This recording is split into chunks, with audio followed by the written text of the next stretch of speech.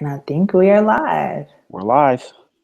Hey everyone, welcome to another edition of EduGladiators podcast. And I am super excited to have not only just a special guest, but a great friend, a great warrior for the cause, Dr. Randall Sampson here tonight with us as our special guest as we talk about personalized PD. So, Randall, you want to introduce yourself to everyone? Hi, everybody. It's an absolute pleasure to be here, and I am 100% the EduGladiator move. It's a very common sense approach to leading and keeping the kids first. So I appreciate the hard work that you're doing with this, and I think it's a great opportunity for us as leaders and us as adults to learn and grow with our students. That's awesome. Awesome. And Randall, if you'll notice, has on his Ohio State shirt. So we have a lot of fun during football season. Go For Bucks. those of you that listen to you that may not know, I'm an LSU alum, bleed purple and gold. Has nothing to do with EduGladiators colors being purple and gold, mind you. But really have fun with Randall during football. And I love that he loves his school. And I just love that we're connected. Just love that we're connected. And you know, we'll talk about that connection too throughout the podcast as we look at personalized PD. But before we jump into that, Randall, all right, let's tell some folks about you. We have some folks joining in now, and if you're joining in, please say hi on the YouTube live chat. I'm watching that too, so if you see my eyes dart, I'm looking at the chat questions as well and comments. But Randall, you know, let's start off with just something simple. What compelled you to be an educator? Well, I used to, it goes back to my athletic days when I was in college. So in the summertime, we would work with this summer camp, sports camp. It's called the National Youth Sports Program, NYSP. And it was sponsored by the NCAA. So the goal was to get as many kids in urban settings as active as possible all summer long. So the kids would meet at various recreation centers around Columbus, and we would all get on the bus with the students in the morning and bus in, and everybody would meet at Ohio State at the stadium, and we would use the university's athletic facilities to run the kids through various stations and drills and activities, from basketball to soccer to lacrosse to swimming to hockey to volleyball. And so these children actually had a great opportunity to interact with the elite NCAA athletes. And that's kind of where I got the buzz. That's when I was like, hey, working with kids, this is awesome. This is fun. So it was really great. So that kind of got my interest sparked. And Awesome. I really enjoyed watching them grow. So what did you do? What's your educational background? What's your career background? Yeah, so after I got, the bug of working with kids and having fun, graduated from college, and I taught for 4 years. So as a middle school teacher, seventh grade, and it was absolutely awesome. And from there, I became an administrator. So I was an assistant principal in a suburb of Columbus for about 6 years. And then I was recruited to go to Knowledge Works Foundation, a great group of innovative people. And so I worked at Knowledge Works Foundation for about 6 or 7 years. And then I decided to start my own organization called Liberty Leadership Development. So now I work with K-12 schools for instructional coaching, basically doing some blended learning components as well. And then there's also this personalized PD thing that's catching fire and that everybody's excited about. Well, hey, let's jump right into that. So if you're watching right now, or if you're listening to the replay of this podcast, we're going to jump right into our subject with Randall, which is personalized PD. Now, Randall, for me, I'm one that will go out and seek whatever it is that I know. I was never one to just depend on my district to give me, the things that I needed to grow, both as a teacher and then as an administrator. So when I first saw your tweets and connected with you and heard about this personalized PD, you were really speaking my love language, because I used Twitter as a way to find what I needed to continue to be an advocate for my students and for my teachers. So what does personalized PD really mean? Yeah, personalized PD for me, it's providing teachers with the autonomy to grow as they see fit. Um, when I was a teacher, when I was an administrator, I would always hear teachers say, "Oh, young man, slow down. Just stick around. It'll come back again. So let's just wait it out, right?" And so I thought that was kind of a jaded approach to figure out was they were absolutely right. Um, you'd go to the same seminars every 5 years, something will change, it'll come back again, and so forth and so forth. Nobody ever really asked teachers, what is it that you're doing in the classroom? And provided teachers with the choice to actually experiment in the classroom to do various things. So personalized PD is all about giving teachers the autonomy to figure out what is it that they want to do in their class, uh, coupled with what the students want to learn, and capturing those precise learning moments using digital technology. So there's a lot of teachers using Twitter in the classroom now, create a classroom Twitter hashtag. And so teachers are now capturing that moment, posting it on Twitter. And once they're done tweeting it, they can storyfy it and submit their Storyfy magazine for graduate credit.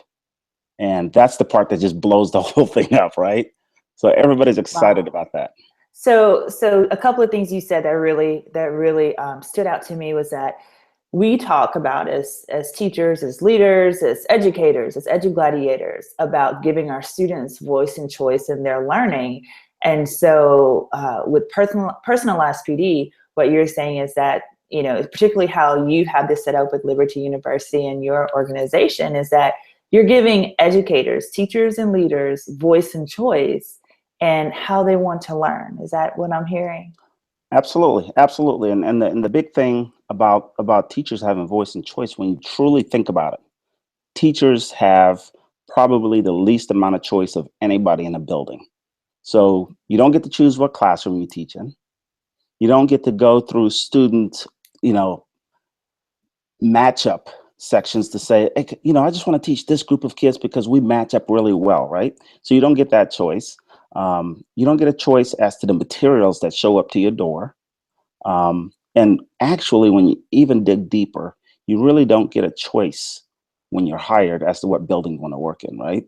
Because you'll show up for a job interview, um, and the principal or HR will say, hey, you're going to be our candidate. Do you want to work here? We'll start the paperwork. No teacher ever says, well, I'm going to take 2 weeks. I'm going to drive around the district. I'm going to examine all of the schools, and then I will let you know which school I want to work at, right? Right. So there's limited choices for teachers. And I think that we absolutely need to turn that around and provide more choice in the classroom for teachers. Absolutely. Absolutely. I love that idea because you're right. I mean, as a former administrator myself, I try to get feedback always from my teachers and, what they, not just what they were certified to teach, but what their passion was to teach. But sure, there were times where I just could not do that.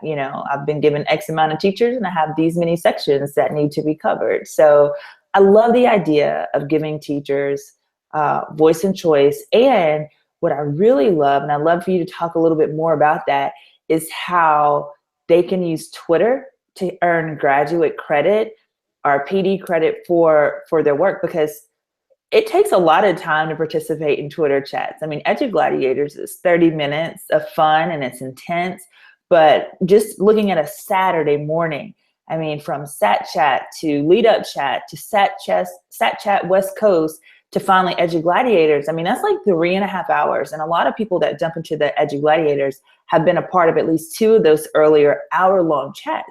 So talk a little bit more how teachers and leaders could get credit for participating in the Twitter chat. Yeah, absolutely. So there's 2 choices happening right now in school districts. So school districts are hearing that teachers want choice. So central offices are providing professional development sessions now, where there are breakout sessions where teachers pick which breakout sessions. So it's almost like a conference workshop, or it's called an unconference, right? Mm-hmm. However, these sections were all created by people in central office. So the topics, the themes, they were all created by teachers in central and by folks in central office. And then the teachers show up the day of professional development, and they have a list of 10 places that they can go. So now people are morphing that by saying, well, they have choice, right? But that's not true. But in Twitter, you can hop in, like you said, you can go to these various educational sites on Twitter, and you can hop in with these various different groups, whether it's Sat Chat, Lead Up Chat, Sat Chat West Coast, all of these various hashtags, and you truly have a choice, and you can pick and choose what you want to participate in. And the way it works is a teacher can go into a Sat Chat, contribute their voice and participate, and maybe go into a lead up chat, contribute their voice and participate, and then go into Ohio Ed Chat, contribute. So all of these participation points that you've made over time, you can go to Storyfy, put in your name from Twitter, pull up all of your tweets, and then drop it into Storyfy into a digital magazine. And then you submit those tweets from that digital magazine, and you will earn graduate credit. There's another component, obviously, that's involved in that. So you have to do a self-reflection, and that's typically tied to the state evaluation systems. And that helps teachers because now you're saying, hey, while I'm at it, I'm getting my evaluation component done as well because I'm setting my goals. So it really takes care of a lot of things out there. Because my ultimate goal is to give teachers more time to do what they do best, which is with kids, and less administrivia and paperwork and meetings. Absolutely. I know for me, I know any teacher, any educator knows that the bell might ring at 2:45 or 3 o'clock in the afternoon, but your day is not over at that time. That's right. And, like I said, it takes time to be in these chats, but the wealth of knowledge and ideas and encouragement and support that I've received, from participating in the chats, and so many teachers receive that from participating in the chats, a way to just acknowledge that work and that effort and get graduate credit for that, or is it called micro credentials or macro That's correct. credentials? Which one is That's it? correct. So I have a mastery micro credential component that goes with it. So as teachers, once you submit for a graduate credit, and then you can do the exact same thing again and submit for another one. And once you reach 6 graduate credits, you will earn a mastery micro credential. And you can post that. That will actually be attached to you on LinkedIn, on Twitter, on Facebook, and all of your social media handles. Because when you think about it, somebody can click on my name on LinkedIn. They can see Randall Sampson, they can see PhD and all the other stuff that comes with it. But when they click on PhD, it really doesn't tell you what I do, right? You can investigate my PhD and you can see the dissertation, but it doesn't tell you what I do day to day. So your mini micro credential actually tells people this person did this on their job on a daily basis, and that's why they earn this micro credential. And the same thing, with the Twitter component, where if you're feeling stressed for time after school to get into Twitter chats, now you can just take your Twitter handle out and tweet from the classroom. So you can capture all of the theory in action and how you are actually implementing a lot of the stuff that you've learned. And so throughout the day, you can capture those items. And then once you're done capturing those items, submit it for grad credit, and you're done. Now you can go home, you can go to your exercising class, you can do your yoga, you can catch that latte that you've always wanted to catch, anything that you want, right? Right. So tell me this, Randall.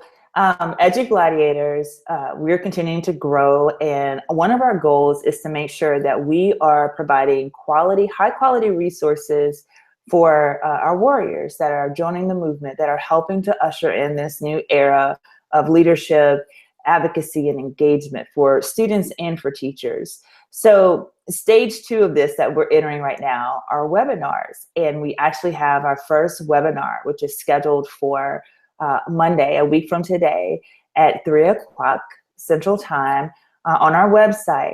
If someone watches that webinar, how does that play into earning some of these micro credentials? Oh, that's great. That's a great concept. So basically, teachers can just log in and listen to the webinars. And most schools have these exercise plans, right? Or exercise committees or wellness committees, right? And it's always time. Time is of the essence. So teachers could literally get on the elliptical, get on the treadmill, walk the track, be plugged into their earphones, watch the webinar, and they can link the webinar to a uh, Pinterest page. So they can Hmm. build a Pinterest page, post it on the Pinterest, and put their summary about that webinar and the points that they liked and how they will use it. And they'll post about, I think that the total is about 16 webinars. So once you get the 16 webinars on your Pinterest board, you can submit your Pinterest board for graduate credit. Wow. Okay, teachers, did you hear that? Because Pinterest is like our kryptonite as educators, especially my female teachers. That's like, and educators, that's like kryptonite. I will stay on Pinterest like for hours and not even realize how much time has passed. So Randall, you're saying that we can watch different webinars from various people, whether it's EduGladiators or other folks, create a Pinterest page to journey our time watching it and our reflections from that, and we can still receive credit from that.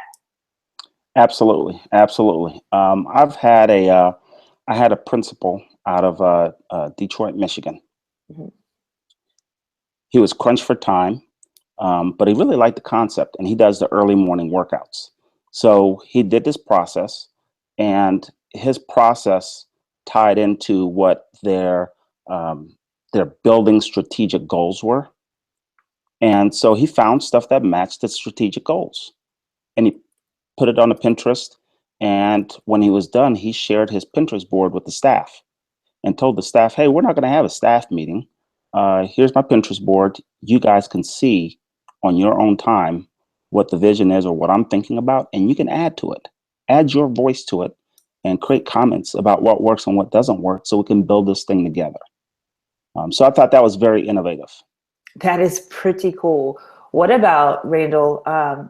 And we haven't even talked about this because I'm throwing questions because my mind is just like turning right now. What about for our schools that are Google Classrooms, Google Schools, Google Classrooms? Are they able to create a Google page or a Google, community or something? And my folks that are Google certified, I'm not Google certified. So for those of you that are, please jump in the chat and help me with the terminology if I'm not saying it correctly. But Randall, can they create a Google type something to document their work? Yeah, absolutely. So I had a school district here in Central Ohio, Pickerington Local School District, very innovative.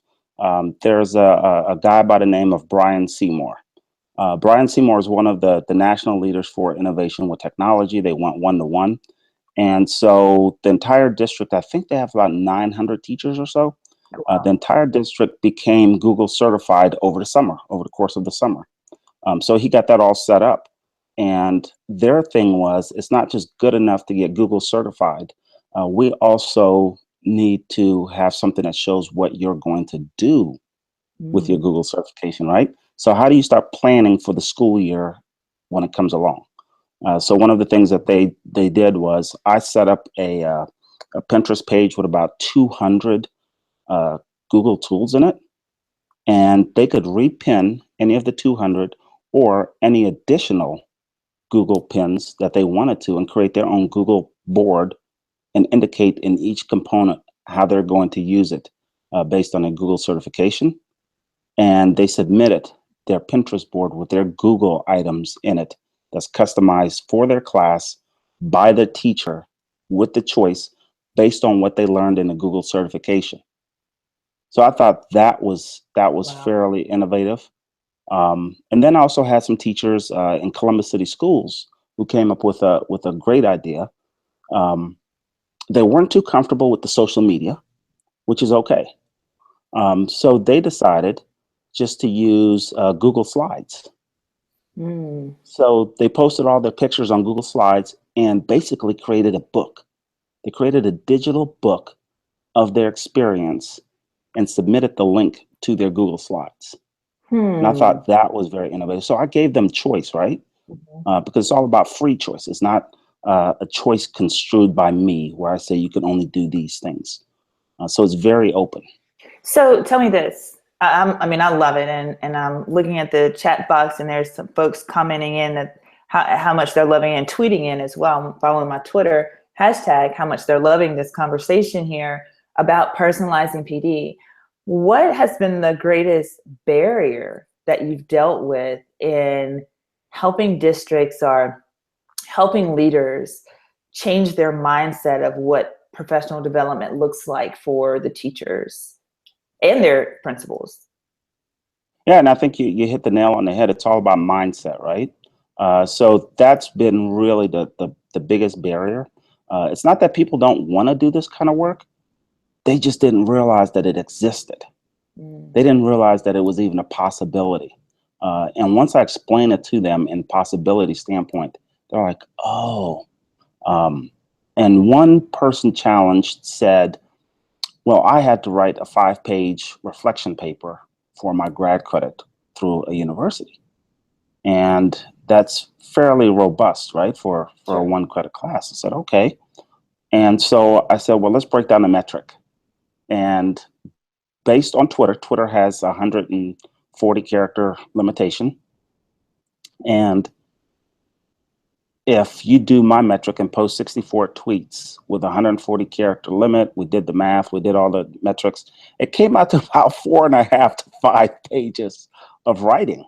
Wow. And anybody that's on Twitter knows all the contributions that you make, it adds up over time. And then it becomes even more rich because when Twitter introduced the video component, Mm. so video captures everything, more so than anybody could write in a paper. The emotions, the expressions, the tactile use of devices in a class, the interaction with the kids, the collaboration, the assessment process, everything. It captures it more so than you could write about in a book. So you could post all of that as well. And once you get people to start thinking differently, that's when it opens up. And usually I'll send them the naysayers. I'll send them that that Apple commercial, the Think Different Oh, with yeah. Robin Williams, So I'll Yes. send them that. And then they're just like, okay, we really have to think different. Absolutely. Okay, so off topic a little bit, because I have all boys, you know that. I am There like you go. I'm totally outnumbered. And so Hey, we and I have want, all girls. I have all girls, so I'm that's totally right, that's outnumbered too. right, that's Yeah, right. yeah. So I have 3 girls. so I live on superhero movies since the boys were little up until now. Like we go see the latest one, the Marvel, all of that, right? Okay. So, and I'm the youngest of brothers. I'm the youngest child and I have brothers. So I'm completely outnumbered. So superheroes have always been a favorite of mine. Uh, who is your or who is your favorite superhero and why? Is this a serious question, or can I goof around with this a little bit? Whatever you like. I am gonna go so non-traditional just because of the time that we grew up in.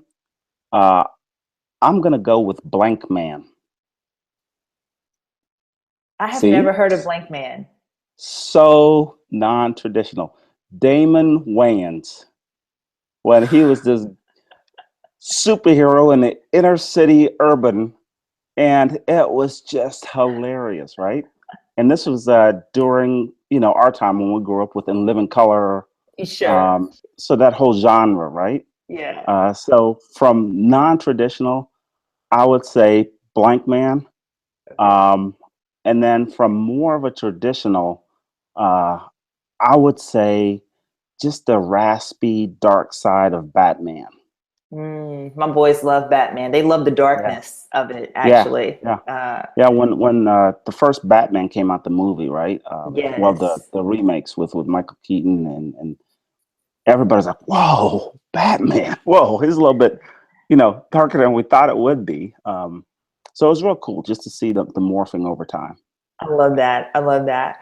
Well, we are coming to the end of our time together, and one more question before you share with everyone how they can get in contact with you and learn more about personalizing PD in this way that we've talked about today. If you could change one thing about our current educational system, if you had that magic wand, that Harry Potter wand, what would you change and why? Well, for me, it's all about access. It's all about exposure. So providing as many access points for kids to become great. That's what it's all about. So providing more learning opportunities outside of school, connecting kids to real life events, creating those public-private business partnerships where the community is totally connected to the school and the school is totally connected to the community, where the school is open from 8 to 3 and from 3 to 8. Outside entities come into the school and continue to connect with the students. Instead of us sweeping the kids out at 3 o'clock, we caress and engage with the kids from 3 until 8 with external partners such as the YUSA, YMCA, United Way, some of these outside nonprofit organizations that want to come in and engage with rich, meaningful tools. So how does having personalized PD for teachers and educators help, as you said, students go from good to great? Yeah, so one of the components that I really think it does is it captures everything that's happening in real time during the learning experience. Everybody knows that great things are happening in classrooms. They happen on a daily basis. They happen hourly, every minute, right? Mm-hmm. But nobody captures it. Nobody tells that story about what's going on, what's happening, how we're engaging with kids, why our kids are so magnificent, right? Mm-hmm. It's always the war stories, the bad thing, that one thing that kind of happened. There's 99% of things that are really awesome in schools. 99% of things that teachers do are really, really awesome. And we have to capture that. We really have to highlight that. I think we focus too much on the 1% of things that we can't do right. But that should be the case. I think we really need to focus on the great things that are happening out there, the positives that teachers bring in the lives of kids. That's awesome. That's awesome. So tell everyone how they can learn more, how they can how they can connect to you, Dr. Randall Sampson. Yeah, absolutely. So you can connect to me on Twitter, and my Twitter handle is Randall Sampson, and that's it. It's at Randall Sampson. That's my Twitter handle. And if you look me up on LinkedIn, it's Randall Sampson. And so basically my handle for any of my social media handles is Randall Sampson. Because I always tell teachers, make sure that you are a brand advocate of you. Because at the end of the day, you work for your district, you work for your kids, but the kids all remember the teacher. They remember the feeling. They remember the engagement. They don't remember the content too much from second grade, but they remember that teacher, the name, right? So your brand is you. And teachers can also go to libertyld.com, and go to the continuing education tab to see more information on how to sign up for graduate credit. Or you can also go to bit.ly.com /P_D_1. And you can sign up for grad credit there as well. And the greatest thing about this is you can pay for it out of your pocket, which is fine. It's only $169. But a lot of schools are now using their Title II money out of their buildings, and it's paying for teachers because it's PD.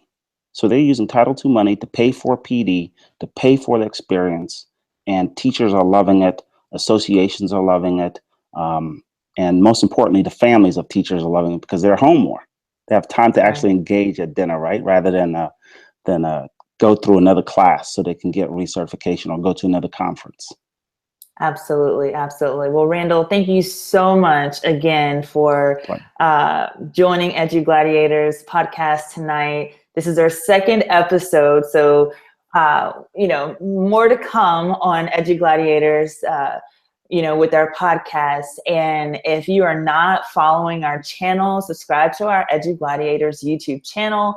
We are on Twitter. EduGladiators is our handle, EduGladiators with an S. We also have an amazing website, you guessed it, edugladiators.com, and you can see a replay of this very podcast. It'll be loaded a little bit later this evening. You can see it straight from our website, or you can follow our YouTube channel. And this Saturday, because our EduGladiators chat is each Saturday at 10:30 Central Time, 10:30 a.m. Central, 11:30 a.m. Eastern. But this Saturday, we're going to take off to celebrate with our friends and our family for Thanksgiving. And on Monday, on the 28th, is a very fun day. I'll be leading our first EduGladiators webinar, and it's free. So make sure you go to our EduGladiators website under professional development and sign up for that. We're going to be talking about conferencing 2.0, student-led conferences. And then that evening, we're going to have a special podcast, a special edition. We're going to have, I'll be in the conversation along with one of our warriors, Sean Thom. He and I will talk about defining sanctuaries, and we're going to talk about the impact that the presidential election has had on our schools and how we can move forward and move through that. So definitely don't want to miss a special edition podcast next Monday night, same time, 8:30 Central, 8:30 p.m. Central. And then earlier that day at 3 o'clock Central, we'll have a free webinar from EduGladiators, and connect with Randall so you can get credit, start getting credit for watching the webinars, for watching this podcast, for participating in EduGladiators chat, and the many others that you might participate in as well. And more importantly, have an amazing Thanksgiving, have an amazing week. Enjoy your time off with your family and with your friends. Thanks, everyone. Thanks, Randall. Thank you.